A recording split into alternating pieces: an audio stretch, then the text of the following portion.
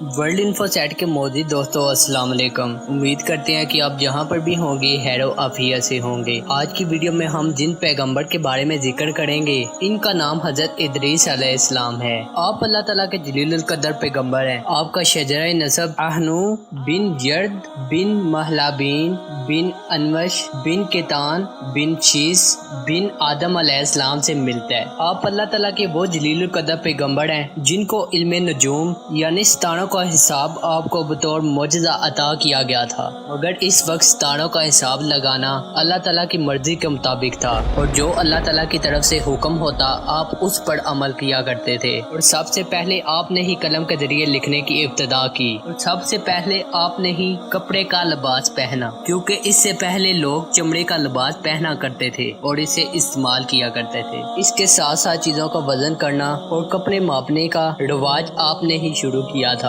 سب سے پہلے اسلحہ ایجاد آپ نے ہی کیا تھا۔ اللہ تعالیٰ نے سورہ مریم کی آیت نمبر 57-58 میں ارشاد فرمایا، اور کتاب میں ادریس کو یاد کرو، وہ صدیق تھا، غیب کی خبریں دیتا، اور ہم نے اسے بلند مقام کی طرف اٹھایا ہے۔ کیونکہ بخاری اور مسلم میں یہ احادیث موجود ہے کہ حضور صلی اللہ علیہ وآلہ وسلم جب معراج کی رات اللہ سے ملاقات کے لیے آسمان پر تشریف لے گئے تو آپ نے چہارم آسمان پر حضرت ادریس علیہ السلام کو دیکھا۔ حضرت کعب اخبار سے مروی ہے کہ حضرت ادریس علیہ السلام نے ملک الموت یعنی حضرت اسرائیل علیہ السلام سے فرمایا کہ میں موت کا مزہ چکھنا چاہتا ہوں کہ وہ کیسا ہوتا ہے، تم میری روح قبض کر کے دکھاؤ۔ انہوں نے آپ کے حکم کی تعمیل کی اور روح قبض کر کے پھر آپ کے جسم میں لٹا دی اور آپ زندہ ہو گئے۔ پھر آپ نے ارشاد فرمایا، اب مجھے جہنم دکھاؤ تاکہ خوف الہی زیادہ ہو۔ آپ کے ارشاد کی تعمیل کرتے ہوئے آپ کو جہنم کے دروازے پر لے جایا گیا۔ آپ نے جہنم کے داروغہ سے کہا،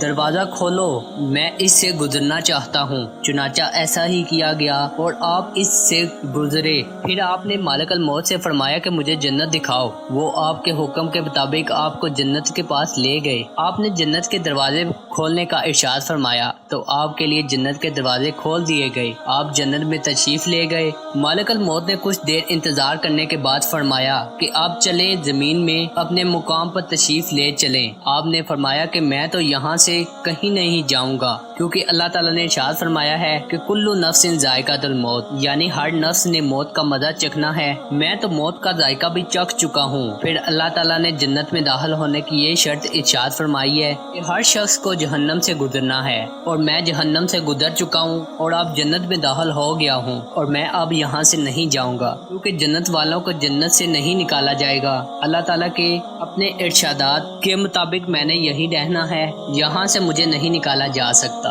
حضرت ادریس علیہ السلام کے اس کلام کے بعد اللہ تعالیٰ نے مالک الموت کو فرمایا، اے اسرائیل، میرے بندے ادریس نے سب کام میری مرضی سے کیے، انہیں یہاں ہی رہنے دو۔ حضرت ادریس علیہ السلام ابھی تک آسمانوں میں زندہ ہیں اور ان کو کبھی بھی موت نہیں آئے گی۔ امید کرتے ہیں کہ آپ کو ویڈیو اچھی لگی ہوگی۔ اس ویڈیو کو لائک کر دیں اور اپنے دوستوں کے ساتھ شیئر کر دیں تاکہ ان کے علم میں بھی اضافہ ہو سکے۔ ملتے ہیں اگلی ویڈیو میں، تب تک کے لیے اپنا خیال رکھیں، ہمیں دعا میں یاد رکھیں۔ اللہ حافظ۔